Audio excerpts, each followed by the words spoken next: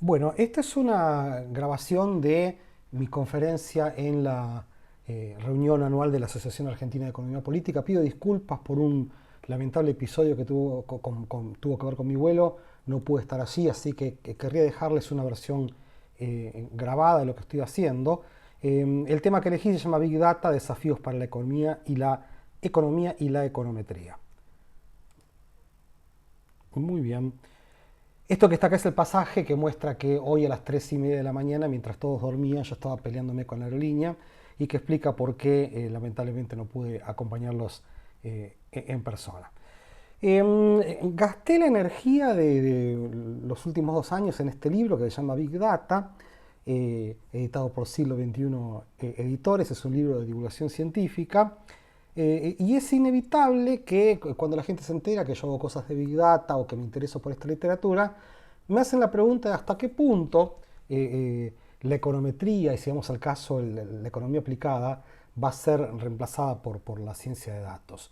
Y obviamente que la respuesta a mi juicio es negativa, pero en esta charla me gustaría contar por qué es negativa y también por qué hay muchas oportunidades. No es ni una cosa ni la otra, ni es que no, va a ser reemplazada la econometría tal como la conocemos por algoritmos y datos, eh, pero tampoco es cierto que hay que ignorar lo que pasa con Big Data, por el contrario, y ese es el objetivo de esta charla.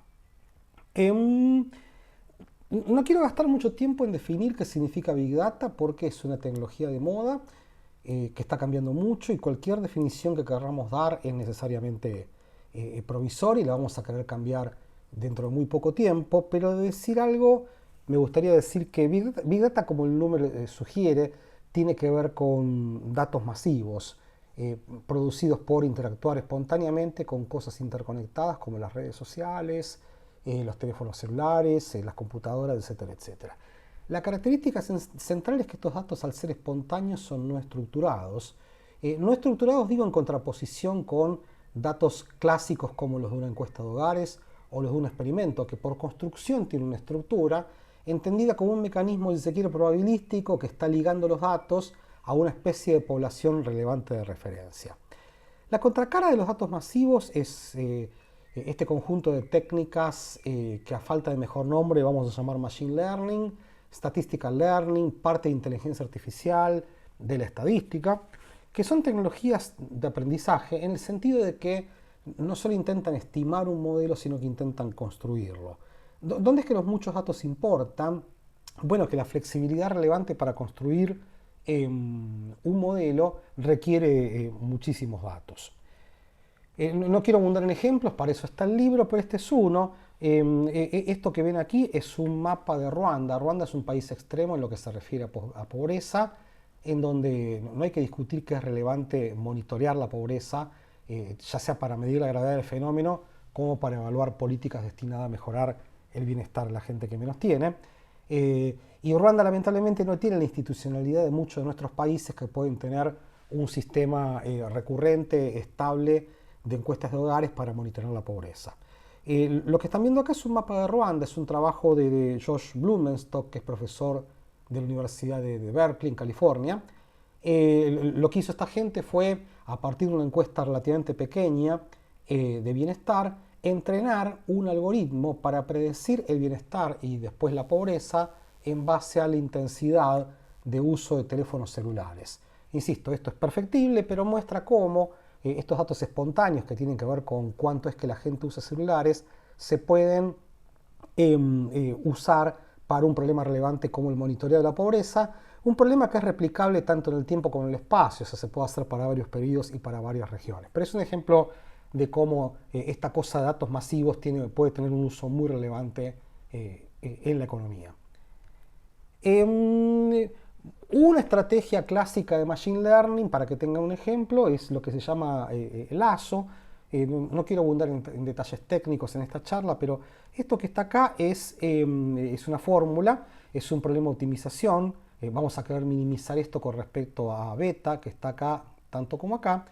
Y sí, fíjense que si nosotros este parámetro nuevo que se llama lambda, lo elegimos igual a 0, nos queda esta parte del problema y esto nos devuelve a la primera clase de econometría. O sea, minimizar el primer término conduce a una solución que es el método de cuadrados mínimos, O sea que ya lo conocemos. Por otro lado, fíjense que si en vez de lambda igual a 0 yo pongo lambda igual a infinito, ahora todo esto que está acá está dominando el problema de minimización. Entonces, si lambda se está yendo a infinito, a los efectos de que el problema no explote, la solución óptima pasa por elegir cada uno de estos coeficientes beta sub i exactamente iguales a 0. O sea, es el no modelo. Cuando lambda es igual a 0, el método elige mínimos cuadrados ordinarios. Cuando lambda es igual a infinito, el método lo que hace es elige el no modelo. Ninguna variable entra al modelo, valga la redundancia. ¿Qué es lo que pasa, o deberían conjeturar, qué es lo que pasa cuando lambda no es ni 0 ni infinito, sino que toma un valor intermedio, distinto de 0? Bueno, la solución va a estar metida en algún lugar entre el método de cuadrados mínimos y el no modelo, que implica hacer que todos los coeficientes sean exactamente igual a 0. O sea, en definitiva, en las circunstancias en las cuales el método de mínimos cuadrados ordinarios es insesgado, la elección de un valor de lambda que no es 0 implica sesgar los coeficientes hacia 0. El secreto mejor escondido de la estadística es que con lambda distinto de 0, resulta que lo que surge de este problema en general le gana al método de mínimos cuadrados ordinarios en capacidad predictiva. Entonces lo que hemos hecho es fabricar un sesgo para minimizar abruptamente la varianza. ¿Por qué esto no aparece en un curso básico de econometría? Porque en un curso básico de econometría los sesgos son pecado mortal, no así en predicción. Entonces Lasso lo que hace es construye un modelo, si se quiere, con estimaciones sesgadas, pero que tiene mejor capacidad predictiva. Por el mismo precio, Lasso hace otra cosa. Si se fijan en esta ecuación que está acá, en este problema que está acá, este es un problema no diferenciable. En particular, esta parte del problema que involucra los valores absolutos no es diferenciable. Entonces, en definitiva, este problema va a producir soluciones de esquina. ¿Qué significa eso? Que como parte del proceso de optimización, Lasso va a decidir automáticamente qué variables entran al modelo y cuáles no. O sea, es un mecanismo de selección automática de variables. ¿Por qué Lasso es muy importante? Porque hace dos trabajos por el precio de uno.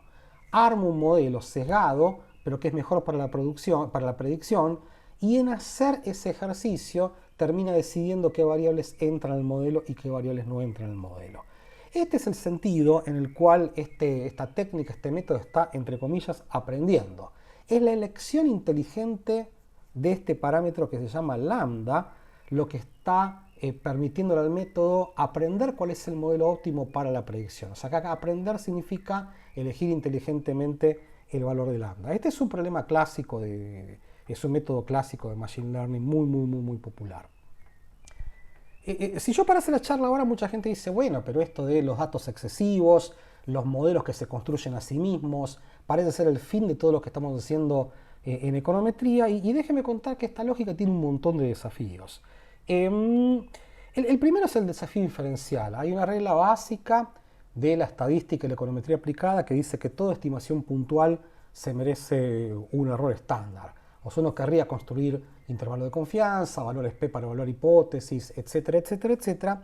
Esto plantea un problema difícil porque nosotros estamos simultáneamente eligiendo el modelo y estimando sus parámetros desconocidos. Y es realmente una pregunta todavía no demasiado establecida. ¿Qué significa hacer inferencia con un modelo que nunca se quedó quieto? O sea, es como que hay que internalizar el mero hecho de haber construido el modelo y después haber estimado sus parámetros. Este es un problema no tan nuevo, en parte se lo conoce como problema de pretest, y tampoco es tan sencillo apelar al bootstrap. Se puede demostrar que en contextos como este no es demasiado obvio utilizar el bootstrap, por lo menos en su formato inocente, vamos a decirle. No me gustan las pruebas por autoridad, pero hay un libro reciente de Hastie y Efron, en parte padres de mucha de la literatura de Machine Learning. Efron es el padre del bootstrap. Ellos dicen en este libro reciente que se llama Computer Age Statistical Inference, muy reciente, dice, mira, no existe una teoría establecida para hacer inferencia después de elección de modelos. O sea que en definitiva un problema central en la estadística de la econometría, que es construir intervalo de confianza, o sea, medir la incertidumbre es un problema que para la lógica de Machine Learning es todavía lamentablemente una pregunta abierta, ciertamente de activa investigación. Otra cosa, otro desafío para la literatura de Machine Learning Big Data es que mucha gente, a mi juicio erróneamente, tiende a concluir que, bueno, ahora que tenemos Big Data, si no tenemos todos los datos, estamos muy cerca de tenerlos y eso le quita entidad a la estadística y la econometría. Déjenme argumentar que no tenemos todos los datos, no estamos cerca de tener todos los datos y después de lo que les voy a contar espero convencerlos de que nunca vamos a tener todos los datos. Muy recientemente los economistas le dimos el premio Nobel a Duflo, Banerjee y Kramer justamente por el enfoque experimental. Hacer un experimento es un intento artificial de construir datos contrafácticos, no observarlos. ¿Qué significa eso? A los efectos de ver si una droga funciona, la comparación válida sería, valga la redundancia, comparar a una persona a la cual se le dio una droga y después comparar a la mismísima persona en la circunstancia en la cual no se le dio la droga. Entonces, ¿cuál es el problema básico del análisis causal por contrafácticos?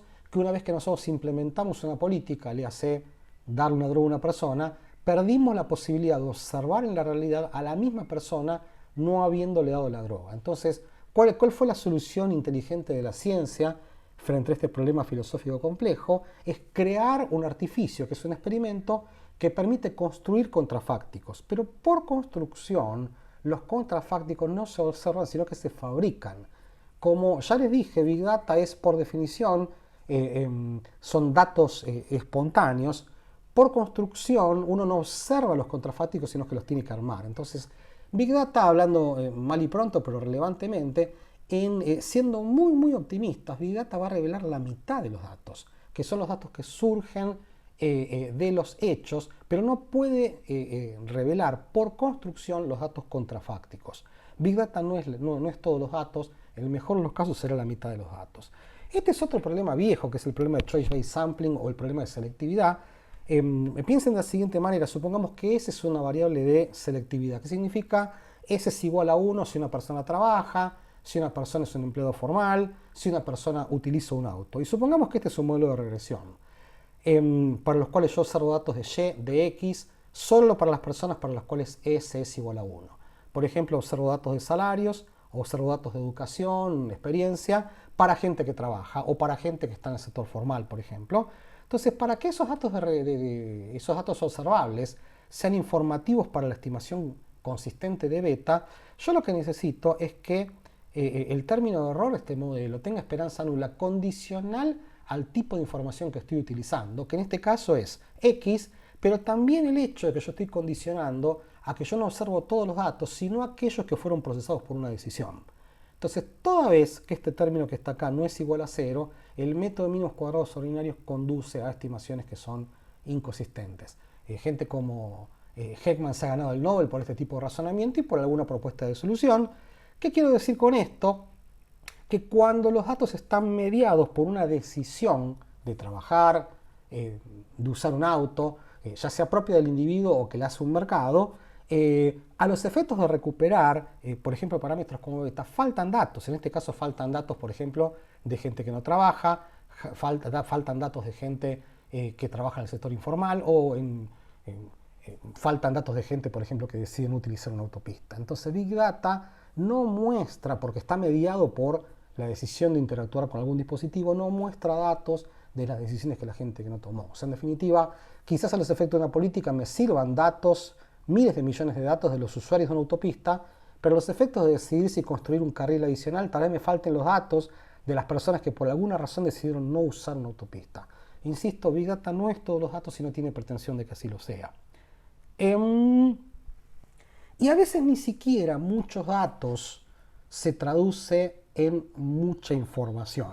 Detrás de la idea de que muchos datos se traduce en demasiada información está algo así como la ley de grandes números. Piensen en datos que provienen de una colección de variables aleatorias que vamos a suponer por ahora independientes idénticamente distribuidas y que tienen una esperanza que a falta de mejor nombre la voy a bautizar como mu sub y. La ley de grandes números lo que dice es que si yo empiezo a tomar promedio de las realizaciones de estas variables aleatorias, eventualmente con el tamaño de la muestra es infinitamente grande, me voy a encontrar con la esperanza matemática.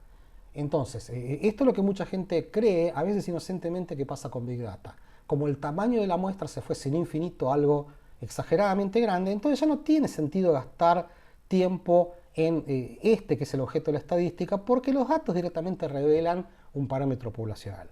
Ok, el problema es que este razonamiento inocente, en su versión más tosca, presupone que los datos provienen de variables aleatorias independientes e idénticamente distribuidas. Le hace, por ejemplo, que la varianza del promedio es simplemente el cociente entre la varianza de la variable aleatoria dividido n.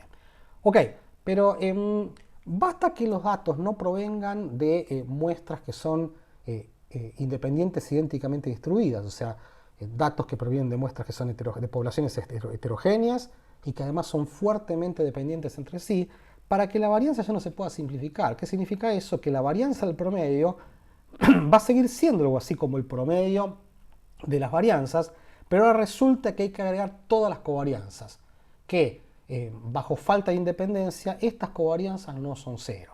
O sea, en definitiva la pregunta que uno se hace es, ok, Big Data pone muchos datos arriba de la mesa, pero ¿realmente vale la ley de grandes números o un pariente cercano que es el teorema central del límite? Big Data, por su naturaleza espontánea, es casi la negación de el supuesto de independientes idénticamente distribuidas. No quiere decir eso que Big Data no aporta información, aporta mucha información, pero el desafío es cuidado que la ley de grandes números no es fácil de hacer, de que funcione para datos muy heterogéneos, muy fuertemente dependientes. Hay un paper bastante molesto que escribió Xiao-Li Meng, que es el director del Departamento de Estadística de la Universidad de Harvard, en donde él habla de muchas cosas, pero en particular habla de este fenómeno que se llama de Big Data Paradox, la paradoja de Big Data, que dice, ojo, cuando uno empieza a internalizar la naturaleza espontánea y interdependiente de Big Data, se puede encontrar con que a veces Big Data no se traduce necesariamente en muchísima información. En definitiva, Big Data a veces podrá ser un montón de datos, pero no necesariamente es un montón de información. La otra cosa que me parece que es un desafío es que mucha gente intenta decir, no, pero Machine Learning, Big Data es más un ejercicio predictivo, nosotros en estadística y econometría estamos estimando, es una cosa distinta. Déjenme argumentar que los ejercicios de estimar y predecir están muy relacionados. Terminología, Y es una variable aleatoria, teta no es una variable aleatoria, es un parámetro, entonces vamos a reservar la palabra estimar para pegarle al parámetro teta con el estimador teta sombrero, y predecir la vamos a reservar para el ejercicio de pegarle a Y con la variable aleatoria Y sombrero, que es una predicción. ¿Está bien? Entonces, yo entiendo que son cosas similares, pero vamos a guardar estimar para el ejercicio de asignarle un valor, un parámetro, y predecir para asignarle un valor, una variable aleatoria. Entonces, hay dos tipos de errores. El primero, lo que se llama error cuadrático medio, es lo que se llama un error de estimación. Esto lo que está diciendo es en cuánto difiere el estimador teta sombrero de lo que yo quiero estimar, que se llama teta. Y el que está abajo es el error de pronóstico medio, que es en cuánto difiere aquello que yo quiero predecir, que es Y, con respecto a aquello que yo uso para predecir Y, que es Y sombrero. Estas dos cosas son sospechosamente parecidas, pero técnicamente hay una enorme diferencia, porque teta sombrero es una variable aleatoria, porque es un estimador, y teta no es una variable aleatoria, es un parámetro, mientras que en este caso del error de pronóstico medio, tanto Y como Y sombrero, los dos son variables aleatorias. Entonces, piensen que lo que estamos utilizando para predecir es un modelo simple, en donde f es cualquier función y u es un término aleatorio, que tiene una esperanza nula y, para simplificar, una varianza que vamos a suponer constante igual a sigma cuadrado. Una cuenta bastante fácil de sacar, no hay que hacer muchísima inversión, es la siguiente. Es que el error de pronóstico es igual al error de estimación más la parte de la incertidumbre que tiene que ver con no observar u.